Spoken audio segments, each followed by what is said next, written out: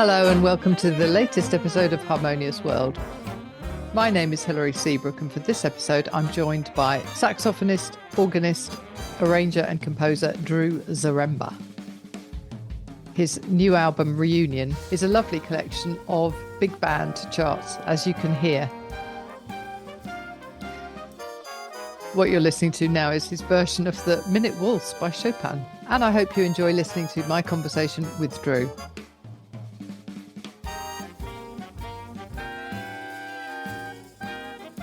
Good evening. Yeah, How just are about. you? Yeah, I'm good, thank you. How are you? Just fine. Thank you so much for the time. Excellent. No, I'm very excited about this. I love this album. I'm a big band junkie, I think, really. Yeah. Me too. That's my whole thing. Yeah. I'm so glad. Thank you so much. I'm so glad you like it. I love it. And I particularly like the classical stuff that you mess around with. So I was trained a classical pianist for many years, and I thought that would be my career for a long time. I went all the way through the Grieg piano concerto in high school, and then writing and saxophone took over. And I still play piano all the time, but I keep hearing these melodies in my head, and then I ask the question, well, what if Count Basie collaborated with Joseph Haydn? And so. And that's exactly what you get, isn't it? What you do is an exciting approach to whatever chart it is that you're dealing with. Thank you. I really appreciate that. That is my artist perspective, and not excitement is a great word. I like the word joy because joy is a word that you can have a sad joy and you can have a happy joy. You can have an excited joy and you can have a tough joy. So it's a bigger, I like that word, but excited in general, yes, because of who I am. It does end up being exciting. Right. When I started this podcast, so I started it in May 2020, Oh, when wow. obviously the world was a very different place. Hmm. And I took the Quincy Jones quote, which is, imagine what a harmonious world it would be if we all shared a little of what we're good at. That's a paraphrase, but that's basically what he said. I And love it. yeah. And I set up these folders on my computer. I was like, right, so I'm going to put classical downloads in this folder, and I'm going to put jazz downloads in this folder. And then within about a month, I was like, yeah, I've got too much that doesn't fit in one, or, it fits in both, or it doesn't, So it's really, I love that. I love that stuff where it's just music. Thank you. Thank you so much. Really So appreciate it. tell me about this album. When was it recorded? Recorded almost 2 years ago. It took me a little longer than I wanted to get it out. We recorded it in November 2021. And whereabouts? I live here in Greeley, Colorado, where about an hour north of Denver, and I've been teaching here at the University of Northern Colorado for 5, 6 years. And this album, it's a studio inside the school. It's a really nice studio that we have that we love to use. And it's called Reunion because after 2020, like we talked about, we hadn't really gotten all back together and played. And so this is a reunion of some members of the Northern Colorado jazz scene. So we have a lot of professors from the school, a couple students that I wanted to include, and local professionals from the Denver Metroplex. Furthermore, it's also a personal reunion for me because I invited my old roommate from North Texas when I was down there to come sing and play on the albums, my old roommate Seth Weaver. And a couple of people who were also on that are now living in Colorado. And then Rosanna Eckert, my dear friend, wrote the lyrics on Together. And so it's a reunion of that. And then finally, a reunion with my old mentor and good friend, John Clayton, who came and produced the record. So How wonderful. That's a yeah. great combination of reunions. Yeah. So it made perfect sense to call the album that. So Absolutely. As a side matter, how far are you from Fort Collins? not far at all. Less than about 30, 40 minute drive. Wow. Yeah. I have So some very, very dear friends who live in Fort Collins. No kidding. Yeah. Yeah. Yeah. So there's a little jewelry store. And it's not a little jewelry, it's a lovely big, one of the malls called Sathers. I worked with Julie when she studied in the UK, and then she went back to America, and then Duncan went to America. And so I said, oh, you ought to meet my friend Julie. And little did I know that 30 years ago. So Brilliant. yeah. Wow. Next time we go to Fort Collins every once in a while, and next time I'll go, I'll drop your name and they'll say, "What?" I know they really will, honestly. Yeah, because I keep saying I must come over, and I haven't been for 23 years. So I need Oh to come man. back. Yes, yes. It's a Yeah, beautiful place. it really is. It really is. So tell me a little bit about your background. How did you end up in Colorado? Certainly, certainly. I'm originally from Southern California. Um, I grew up there till I was 12 and played classical piano, picked up some saxophone, and then actually moved to Belgium when I was 12. And I lived in near Waterloo for 6 years, where I studied at the international school there and learned French and got to get out of my American bubble, which I'm very grateful for. And then had double culture shock upon returning to the States, but not just the United States, but Texas. And really that was something else. But I knew I needed to go there because they have this amazing music program in North Texas, north of Dallas. And I did my undergrad there, and if you're a big band junkie, you might know about the 1 o'clock lab band. Maybe, maybe not. No, Okay, no. well, then you will enjoy this. I think it's one of the best, if not the best, college big band, United Oh, States, U.S. college big bands, and they've been nominated for 6 or 7 Grammys, and it's just a incredible level. Stan Kenton, when he passed, donated his entire library to North Texas, and uh, and the schools and they were the first jazz studies program in the United States to offer a degree, and it's just a kind of a legendary place. And when you go, you want to. There's 9 big bands there, and so the goal of every aspiring freshman is to play in the 1 o'clock lab band. And I finally did, then I stayed on and did my graduate degrees there. So I did 6 years there, and studied with this incredible composer arranger, Rich DeRosa, who was the chief conductor of the WDR Big Band, WDR Big Band in Germany, and they for a number of years. So I had this incredible mentor and teacher. Stayed in the Texas area for 3 years as a freelancer, and then this job opened up teaching jazz composition at the University of Northern Colorado. They took me on at the young age of, what was I, 27 or something, which was, I never that's thought I would young. gig. Yeah. It's crazy. So here I am now in my 6th year. I just tenure at the University of Northern Colorado, and this is my first big band album, and releasing a lot of music and playing, and more importantly, my living here with my wife and my 2-year-old son. And so life is great. But that's my story. That's a short, long-winded answer to my Yeah. background. No, that's really interesting, and I will check out the North Texas big band thing because that sounds really interesting. It really is. Yeah, very good. Um, right. So I'm using a couple of tracks as part of this podcast, and I started with the Minute Waltz. So what made you decide to take Chopin and turn it into big band? I mean, this whole thing about, what would Count Basie have done, I guess. Yeah. So the Minute Waltz is, of course, one of the most revered pieces on the piano for its speed.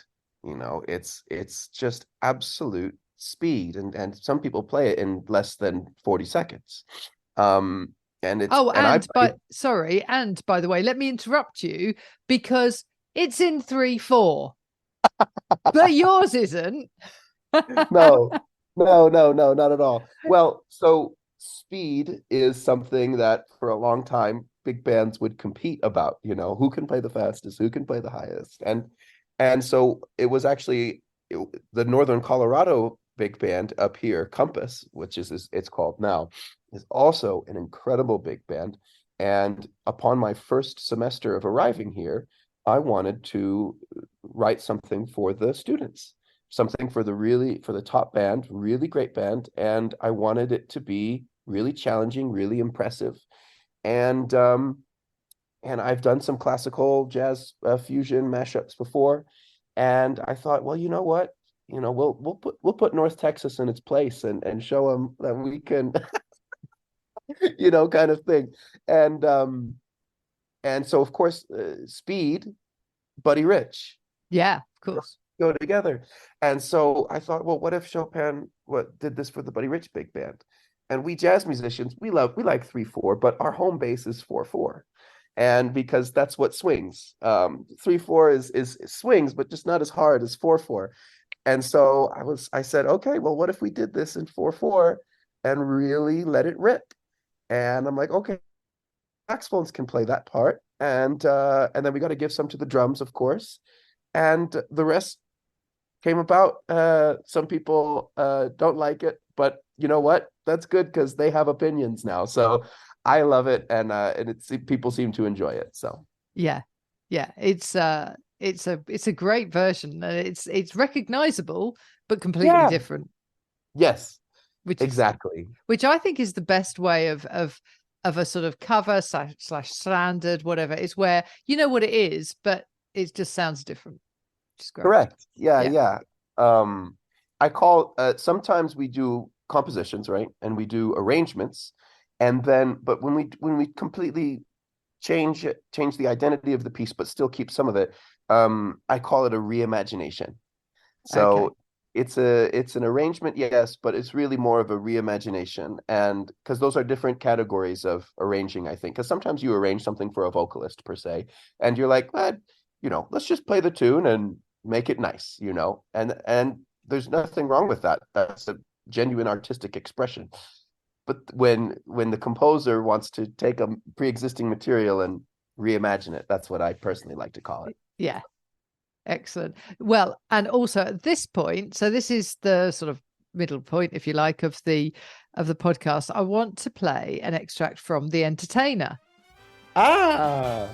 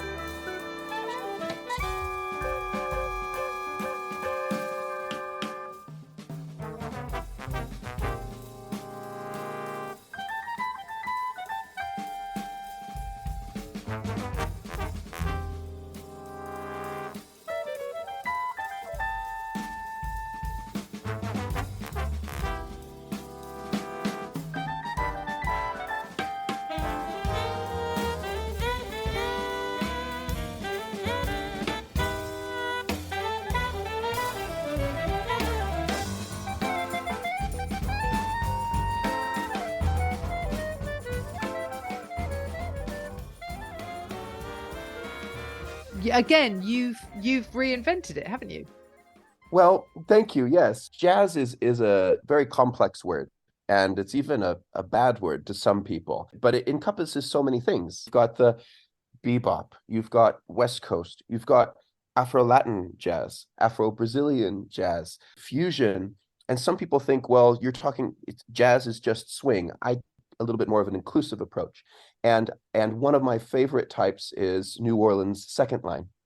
And so I thought, well, because The Entertainer is ragtime, it actually predates jazz. But what if ragtime was reimagined in this New Orleans setting? And what if, because it has some of that early style to it. And then, of course, I can't help but put the touch of Thad Jones and John Clayton on things because that's just how I hear music. So there's always going to be a little bit of that. But the main purpose was, what if we were in a New Orleans house of worship and The Entertainer was on? What would happen? So, yeah. Excellent. Well, thank you for that explanation and for the music, because it is a stunning piece. And it's I always find it interesting because we have a we have a shared expression as musicians at whatever level. Yes. We have a shared sense of expression, and sometimes for the audience that's hard to get an understanding of. And yet if you talk about you know, a New Orleans church or something like that, we all kind of have an imagined view of or a sound that would be, and that then makes sense. It's like if you say to somebody, you know, imagine that you're in a 1920s jazz club, you know, it's that kind of thing, isn't it? You've got a sense of what it's going to be like. Now that's great for an audience, I think, to for the words, for your explanation to kind of place it somewhere. Yes, I agree. Thank you. You know, and sometimes musicians shoot themselves in the foot by not doing this. Even sometimes an attitude, not always of pure elitism, but of like, well, you need to come up to me to understand. And I don't take that view. I think that we play at the pleasure of the audience, and it needs to be a conversation. It can't just be, I'm doing this and you're going to enjoy it. And it's got to be a give and take, just like any relationship that you would have with your friend or whatever. It's never one way. Let's make it conversational. Let's make it interactive and all that. So yeah, brilliant. So what's next? Oh boy, great question. What's next? I'm working on, I mean, I always have an odd commission or two that I'm working on, and that keeps me out of trouble. I'm actually taking my first sabbatical this next year. And one of my tentative plans is to write my first symphony. Because I've written a lot of orchestral music, and obviously, as you can tell, I have a great love for classical music. And so I hope to write a symphony. I'm not sure what the subject material will be yet, but I do know I want it to include words and meaningful poetry from different religious figures as well as civil rights leaders and things like this that are really important to me as a person, meaningful moments in history. I'll plug one other thing that I'm doing, and that is I'm part of this wonderful I'm the artistic director of the Colorado Jazz Repertory Orchestra, and we do 5 or 6 concerts a year. We just did a tribute to Chick Corea. Lovely. And we're doing our holiday concert now. We always do a Duke Ellington Count Basie concert. And so that organization is really growing, and we have some great infrastructural support behind it. So that's definitely one thing I'm continuing to look forward to, working with and producing more music with these great Coloradan musicians. Fantastic. Okay. Well, thank you for joining me on Harmonious World. It's a great pleasure to talk to you, Drew. Thank you, Hillary. Thanks for having me on, and I hope your listeners enjoyed the music as well. So thank you so much.